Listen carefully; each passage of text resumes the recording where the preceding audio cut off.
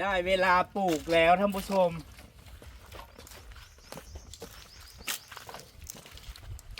ตามมาข้าวหัวชิงไทยอุ้ยมีน้ำแล้วนี่เริ่มมีน้ำเลยพี่น้องแต่จริงเมื่อคืนฝนตกแห้งแงงเขตนั่นจนน้ำเต็มให้เต็มคัน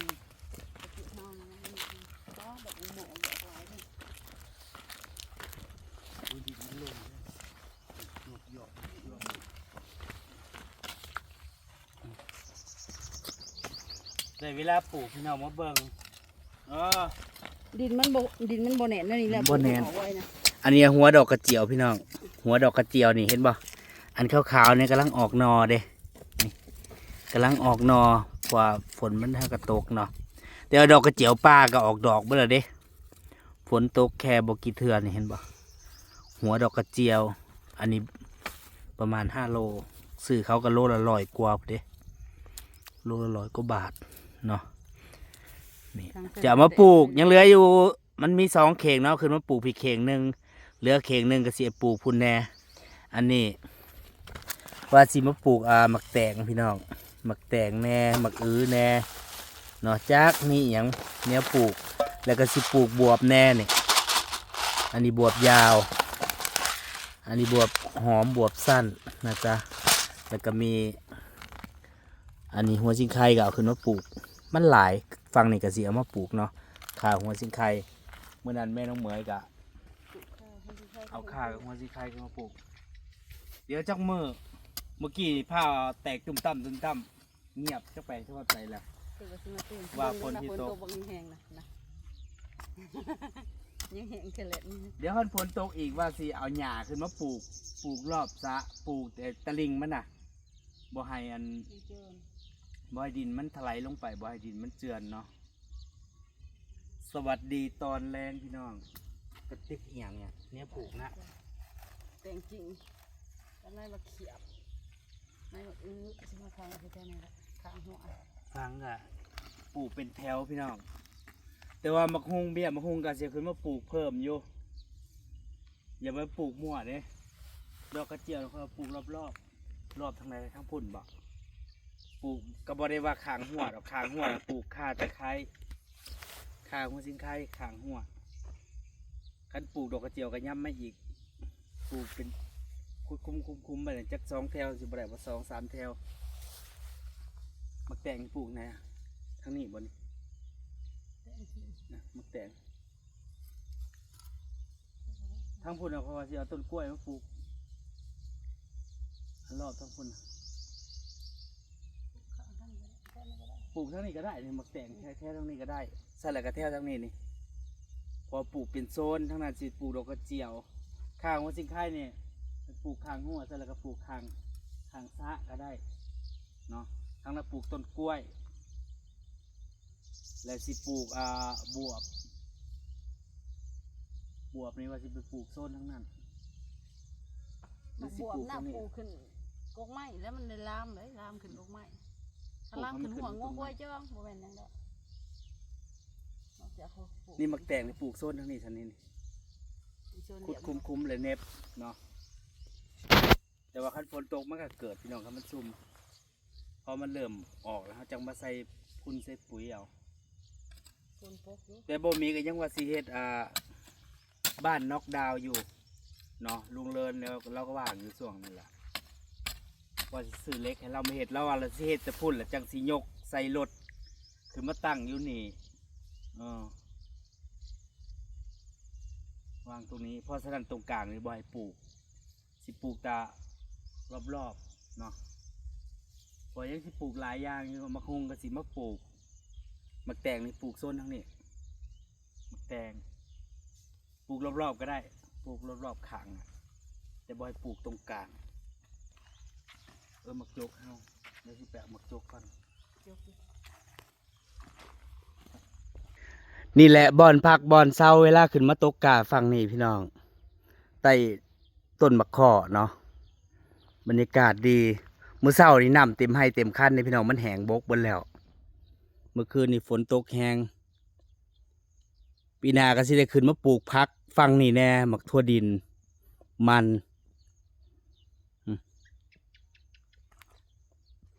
เริ่มขึ้นมาปลูกแล้ว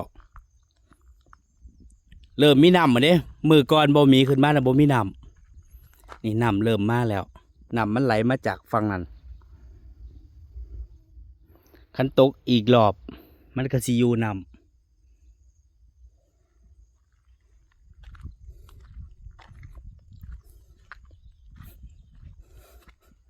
ถ้าน้ำเต็มนี่นะใส่เบิดปีเบิดแหล่งก็บ่บก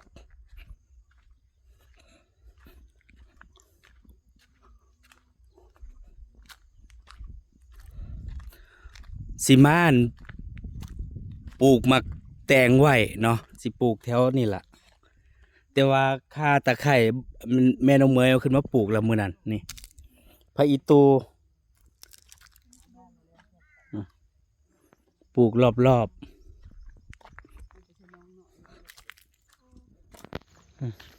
ค่าเพิ่นก็เอามาปลูกแล้ว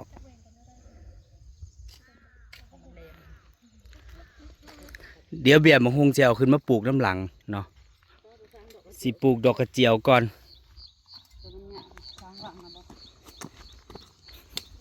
ปลูกเป็นแถวเด้อ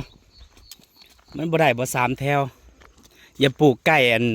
หัวอะไรๆงัวสิจกบ่ว่าแต่งัวละคนก็สิจก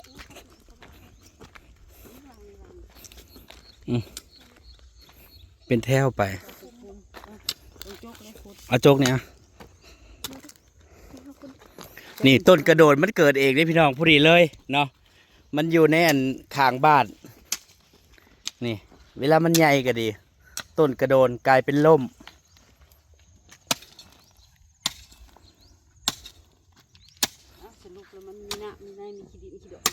ฟังไหวมันบ่ตายได้หัวดอกกระเจียวทมก็บ่ได้ทมเต็มได้ทมน้อยๆนะ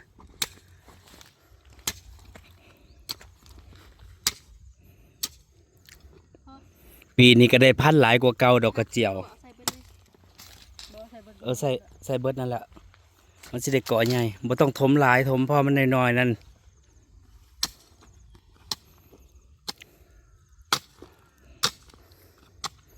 อันนี้ฝนตก3-4 มื้อพี่น้อง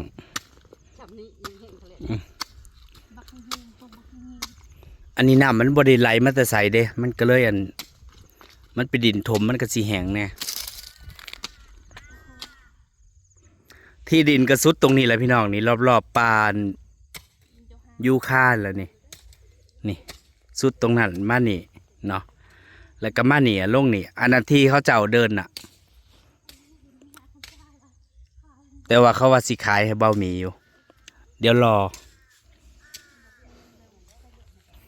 คันเขาบ่เปลี่ยนใจเด้เดี๋ยวรอเดือนหน้าโอ้ยอย่าถมลายเมยอารมณ์อันฮุบลงหน่อยนึงนะกำพึกลงแสนพ่อมันปกหัวมันนั่นไปถมปานนั่น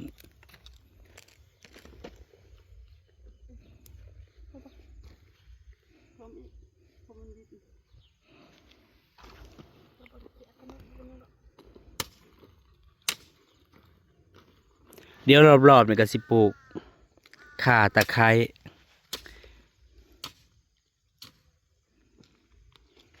สิหาแนวมาปลูกอยู่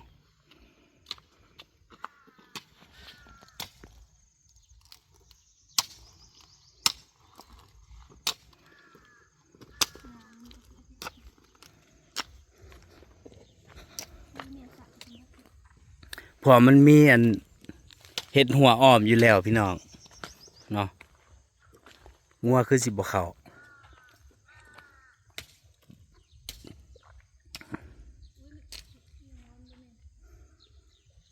แต่ว่าฟังเนี่ยมันไก่ผู้คนแล้วบ่มีไผอยากขึ้นมาอยู่ส่วนใหญ่ก็ขึ้นมาอยู่เฉพาะหน้าฝน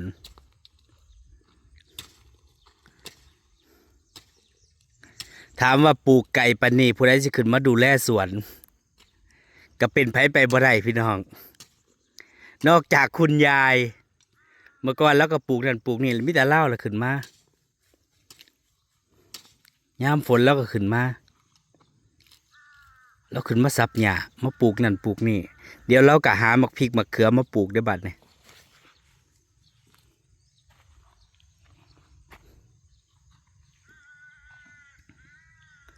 อยู่ฝั่งนี้ก็มีต้นมะม่วงหลายต้นอยู่เด้หาต้นพุ่นน่ะ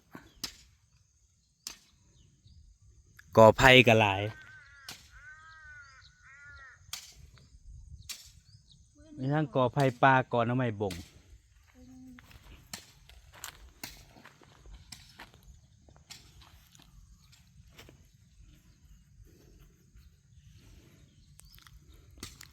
ดอกกระเจียวมันออกนอแล้วบ่ยากเด้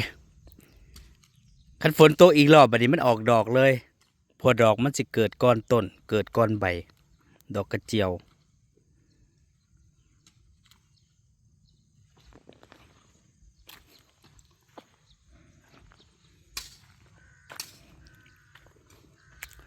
ปกตินี่ปลูกหัวดอกกระเจียวนี่เขาเจ้าสิหักเนาะหักเป็นหัวเป็นหัวแต่ว่านี่ปลูกเบิดหวีมันเลยปลูกเบิดแผ่นมันก็สิได้ก่อใหญ่เนาะถ้าหักหัวน้อยๆน้อยๆแล้วมันก็สิได้หลายนี่นี่แบบนี้นะเขาต้องหักให้ได้3 หัวนี่หักออกแต่มันสินานก่อใหญ่นี่เห็นบ่นี่มันเริ่มออกนอแล้วแต่ว่านี่ปลูกเบิดนี่เลยปลูกหมดนี่เลยนี่เมยเอาหากมันนี่ลงนี่ลงหากแบบนี้ลงนี่หากมันลงแบบนี้ก็ได้นี่เห็นอยู่นอมันสิขึ้นนะเอาตัวหากตัวที่มันมีรากนะอุ้ยตัวนี้นะจนนี่อันนี้คือมันสิออกดอกที่พี่น้องมันออกมาแล้วคือมันออกดอกโลดอันนี้บ่มีว่าเสียบ่ปลูกตั้งแต่พูดนะผลบ่ตกนี่เบิ่งเนี่ยมันจะออกดอกออกต้นอยู่ตรงนี้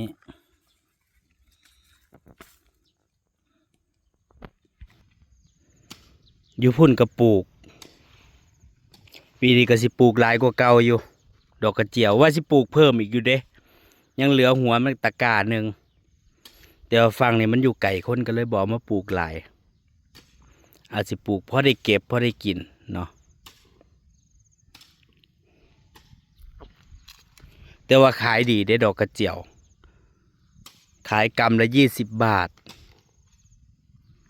แต่ว่าหัวมันก็มีคนอยากได้อยากซื้ออยู่แต่บ่มีบ่ขายพอสิเอาไว้ปลูกเอง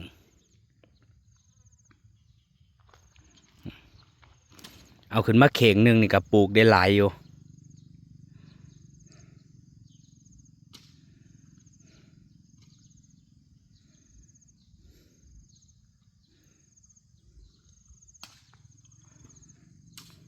ปลูกปีเดียวสามารถเก็บกินได้หลายปีปีที่ 2ปีที่ 3แห่งออกดอกหลายมันก่อใหญ่เนาะ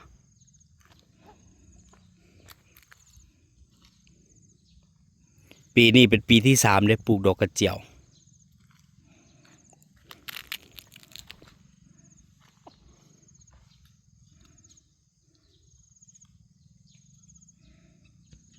แต่ว่าดินมันบ่ทันแน่นเลยพี่น้องมันขุดง่ายอยู่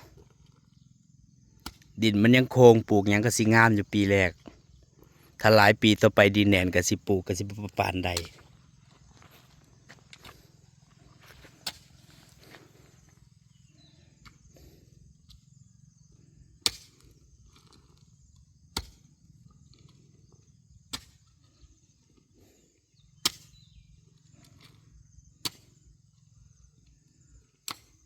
ถ้ามีคนขึ้นมาอยู่ฝั่งนี้ก็เกษตรดีกว่านี้อยู่เนาะสิวางระบบดีกว่านี้อยู่หลายคนก็แนะนำให้ใส่เจาะน้ำโซลาร์เซลล์แต่ว่ามันไก่คนมันเจาะบ่ได้คันบ่มีคนอยู่เดี๋ยวเขาเจ้าสิขโมยไปโซลาร์เซลล์ก็บ่ได้ถูกๆเด้30,000พุ่นน่ะสุดหนึ่ง3 แผ่นเจาะน้ำโซลาร์เซลล์ถ้ามีน้ำโซลาร์เซลล์สามารถปลูกได้ทั้งปีบ่เบิดน้ำ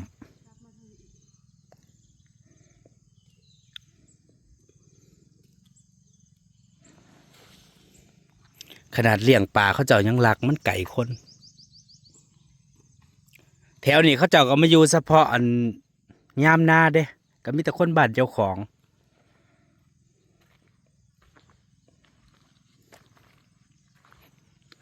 กำลังกล้าเบี้ยมักฮุงไว้อยู่เนาะเดี๋ยวสิเอามักฮุงขึ้นมาปลูกเดี๋ยวรออีก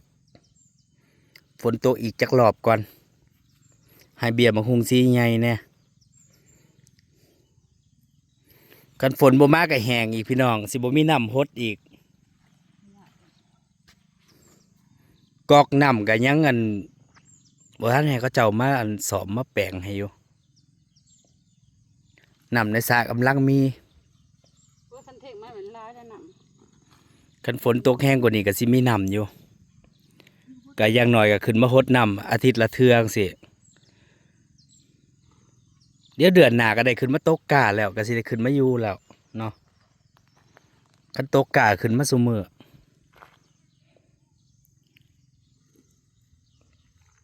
ปลูกหยังอะคันบ่ดูแลก็บ่ได้กินเด้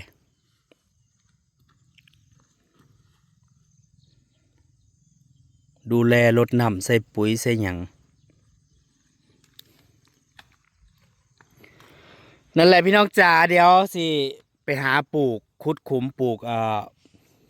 มักบวบแล้วก็มักแตงเนาะสิปลูกไปคนละโซนคนละแถวไป และมือหลังก็สิเอาต้นกล้วยมาปลูก อีกจักแถวหนึงอ่ะเนาะไปแล้วท่านผู้ชมสบายดี เดี๋ยวรอดูผลงานบ่ตายเนาะเดี๋ยวฝนตกไม่ก็ขึ้นแล้ว